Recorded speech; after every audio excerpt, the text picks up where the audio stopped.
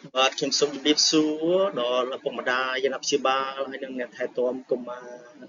រឬកូនបាទព្រោះថ្ងៃនេះខ្ញុំនឹងលើកយកមេរៀនបន្តទៀតទាក់ទងទៅនឹងការព្រៀនប្រដៅកូនបែបវិជ្ជមានដែលមានធាតុផ្សំចូលក្នុងមេរៀនធាតុផ្សំទី2ទាក់ទងទៅនឹងភាពកក់ក្ដៅហើយនិងដែនកំណត់បាទដូច្នេះតើអ្វីទៅជាភាពកក់ក្ដៅបាទនៅក្នុងមេរៀនយើងភាពកក់ក្ដៅគឺជាការគ្រប់គ្រងតាមរយៈការផ្ដោតក្តីស្រឡាញ់ការដូចជាការអោបការថើបការលួងលោមការបំពេនៅចិត្តកូនលេងជាមួយកូនការប្រើពាក្យសរសើរនិងការលើកទឹកចិត្តការយកចិត្តទុកដាក់ការខ្វល់ខ្វាយការឲ្យតម្លៃកូនការជឿជាក់លើកូនការយល់ចិត្តកូនហើយនឹងយល់ពីតម្រូវការរួមទាំងការបីបាច់ថែរក្សារាងកាយកូនឲ្យបានល្អនឹងគឺជាភាពកក់ក្ដៅបាទដូច្នេះតើភាពកក់ក្ដៅមានអ្វីខ្លះបាទភាពកក់ក្ដៅគឺមានដូចជាការផ្ដល់ក្តីស្រឡាញ់ដែលគ្មានលក្ខខណ្ឌការតបភ្ជាប់អ្នកទំនងជាមួយកូនឬកុមារដោយផ្អែកទៅលើកម្រិតនៃការលូតលាស់និងការអភិវឌ្ឍការយកចិត្តទុកដាក់ក្នុងការឆ្លើយតបទៅនឹងតម្រូវការរបស់កូនឬកុមារឆ្លើយតបដោយការយល់អំពីការគិតនិងអារម្មណ៍របស់កូនឬកុមារខ្លះតើឪពុកម្ដាយអាណាព្យាបាលឬអ្នកថែទាំអាចផ្ដល់ភាពកក់ក្ដៅដល់កូនឬកុមារយ៉ាងណាបាទឪពុកម្ដាយអាណាព្យាបាលឬអ្នកថែទាំកុមារអាចផ្ដល់ភាពកក់ក្ដៅដល់កូនដូចជានិយាយពាក្យថាម៉ែស្រឡាញ់កូនឬក៏ពុកស្រឡាញ់កូនឬកូនជាមនុស្សសំខាន់សម្រាប់ពុកម៉ែបង្ហាញឲ្យពួកគេដឹងថា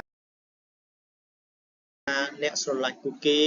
ទោះជានៅពេលពួកគេធ្វើអ្វីខុសឆ្គងក៏ដោយអានរឿងនិទានរឿងឲ្យពួកគេស្ដាប់បំពេឬក៏ឲ្យពួកគេលួងលោមពួកគេនៅពេលដែលពួកគេឈឺចាប់ឬក៏ភ័យខ្លាច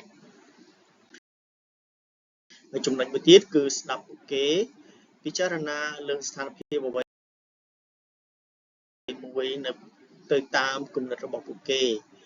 ហើយមួយទៀតគឺអរគុណនៅពេលដែលពួកគេជួយធ្វើអ្វីមួយលេងជាមួយពួកគេការគាំទ្រនិងលើកទឹកចិត្តពួកគេនៅពេលដែលពួកគេជួបការលំបាកប្រាប់កូនឬកុមារថាលោកអ្នកជឿជាក់លើពួកគេទទួលស្គាល់ការប្រឹងប្រែងនិងជោគជ័យរបស់ពួកគេហើយចំណុចទៀតគឺបង្ហាញឲ្យពួកគេឃើញថាអ្នកជឿទុកចិត្តលើពួកគេជាដើម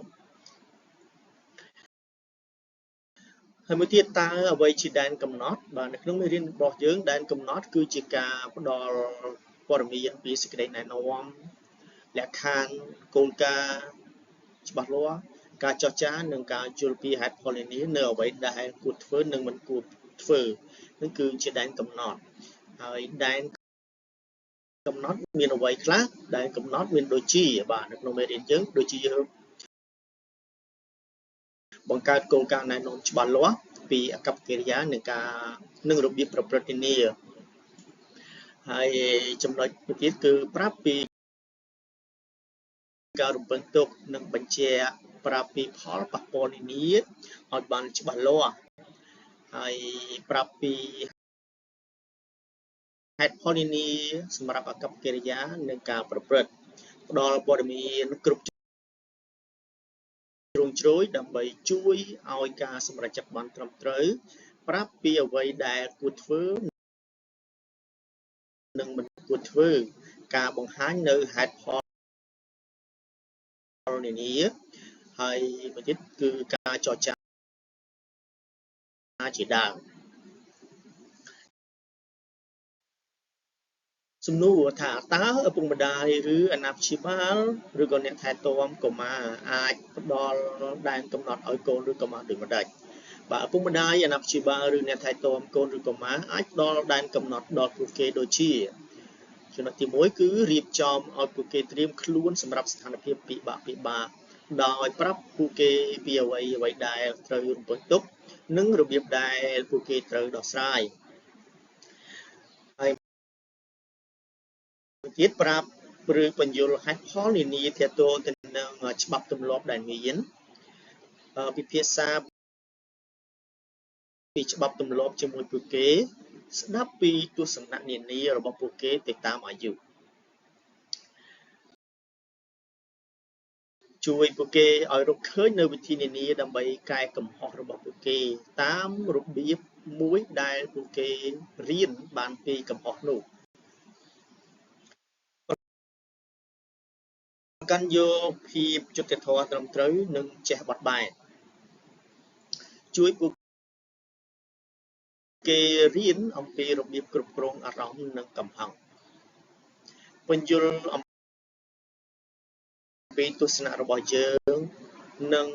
ស្ដាប់ពីទស្សនៈរបស់ពួកគេបង្រៀនកូនឬកុមារពីផលប៉ះពាល់នៃទង្វើរបស់ពួកគេចំពោះអ្នកដទៃផ្ដល់ព័ត៌មានដែលពួកគេត្រូវការដើម្បីជួយពួកគេឲ្យធ្វើការសម្រេចចិត្តបានត្រឹមត្រូវព្យាយាមប្រាប់ឬរំលឹកពួកគេឲ្យបានញឹកញាប់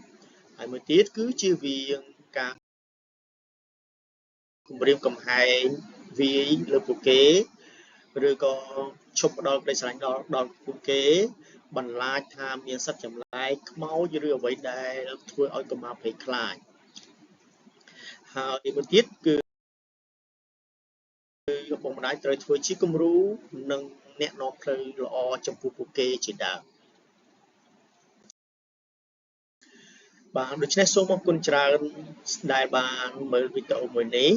ហើយសូមបងប្អូនឬអាណាព្យាបាលឪពុកម្ដាយឬក៏អាណាព្យាបាលឬក៏អ្នកថែទាំកូនកុមារទាំងអស់មេត្តាជួយចុច Subscribe លើវីដេអូរបស់ខ្ញុំហើយជួយចុច Like និង Share ផងបាទហើយសូមអរគុណច្រើនដែលបានមើលវីដេអូនេះបាទសូមមកមានសេចក្តីសុខទាំងអស់គ្នាហើយនឹងមានសុភមង្គលគ្រប់ពេលវេលាបាទសូមអរគុណ